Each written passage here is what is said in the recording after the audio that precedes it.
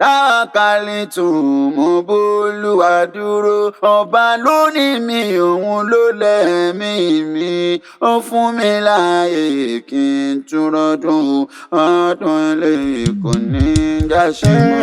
Adérónkẹ́ Adérónkẹ́ Táwákálítù máa kún ọdún ìjì ayé yìí kò máa ní gbé ọlọ. Happy birthday to you. Adérónkẹ́ o, àmọ́ bí ọjọ́ máa ní. Happy birthday to you.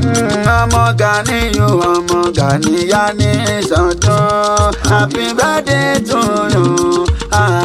Kò pẹ́ láyé kò sì rere ọmọ jẹ́ o. Ẹ̀mí á ṣe Adérónkẹ́ o. Adérónkẹ́ mi o, ọmọ bí ọjọ́. Adérónkẹ́ gbàyè yóò gbẹ ẹ̀yẹ ni Adérónkẹ́ ni mò ń pè lọ́wọ́lọ́wọ́. Táwákálítù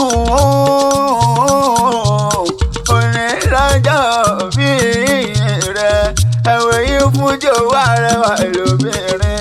Ọmọ kan bí ẹgbàá gbèjì ni ọmọ Gàníyù ọmọ Gàníyà.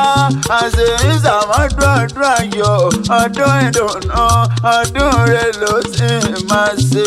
Ìwọ lọmọ wo lódò ọba ọmọ Tẹnugbọ́lá o. Tẹnugbọ́lá ni ọmọ tẹnu tó gbìn ìwò. Ìwọ́n tó dídára pé tẹnu rẹ̀ rẹ̀ kọ̀kọ̀rọ̀ dídára ọmọ máa jẹ́ àmọ́ bẹ̀rù wọ́n gbé gbà lọ. Ọmọ Olúpọ̀nbẹ́ ni ọmọ báyìí àmọ́ gbẹ́ni ọlọ́ra ní sá kẹ́kẹ́kẹ́kẹ́ o. Ẹyin là ń gbé olóra tí ń kọ́ àbájá, là ń gbé olóra tí wọ́n ẹ̀kọ́ afẹ́rẹ́ dídín sẹ́nu afẹ́ jẹ́jẹ́jẹ́ olóra tí wọ́n fẹ̀ǹtì mọ́. Adérónkẹ́ ni mò ń pè tán. Ìwọ tí ò bá ti oníkọlà yóò ṣe máa tẹ̀ràn yín lọ́mọ dákódákó, lọ́mọ dábòdábò, ọmọ dákódábò bàbá ẹ̀yin ni. Ògbókó láre nù gbẹ́rẹ́ rédà, ẹ̀yin lọ́mọ òkọlẹ̀kùn kídọ̀ kásán. Ọmọ òjáwé tutù pọ̀dọ̀ tẹnu ọmọ àkìdí kẹ́dọ̀dún aládọ̀dọ̀ bìrìbì. Táwákálítù o, mọ́tò yìí kára dọ̀dọ̀ mọ́. Ìràngbẹ́ mú ti já dọ̀dọ̀ ọ̀rọ̀ mi. Táwákálítù ni mò ń ké sí. Adérónkẹ́ o, ẹ̀jẹ̀ ní ìṣẹ̀lẹ̀ mọ̀mọ́ rẹ̀, ẹ̀jẹ̀ mọ̀ pàrọ̀gùn. Ọmọ ají lálẹ́ ọ̀ṣọ́ ọmọ ají fọjọ́ gbogbo dára bí ègbin. Àwọn tún lọ́mọ dáyọ̀ onífẹ̀ẹ́ hàn ni àbútẹ̀yìn ọmọ ojúra bẹ̀ẹ̀sà orí.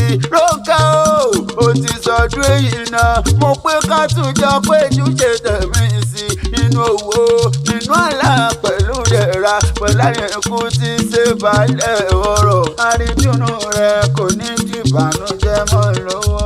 Mo pé tán bá ní tani ọ̀kan rèwì ládẹ̀kan. Mo pọ́nlá mi lẹ́kan lèmi jẹ́ Ibrahim Idris àtàrà yẹn fẹ́. Akẹ́rẹ́ àgbáyé àgbọ̀n tún gbọ́ níṣẹ́ ìwé lọ́dọ̀ tiwa kan òkú ọlọ́rọ̀ ọmọ yàrá. Adérónkẹ́ Adérónkẹ́ Táwákálítù máa kún ọdún ìjì ayé yìí kò máa ní gbé ọlọ. Happy birthday to you. Adérónkẹ́ o, àmọ́ bí ọjọ́ máa ní. Happy birthday to you. Ọmọ Gàníyù ọmọ Gàníyà ní ìsọdún. Happy birthday to you. Kò pẹ́ láyé kò sì rere ọmọ jẹ́ o. Ẹ̀mí á ṣe Adérónkẹ́ o.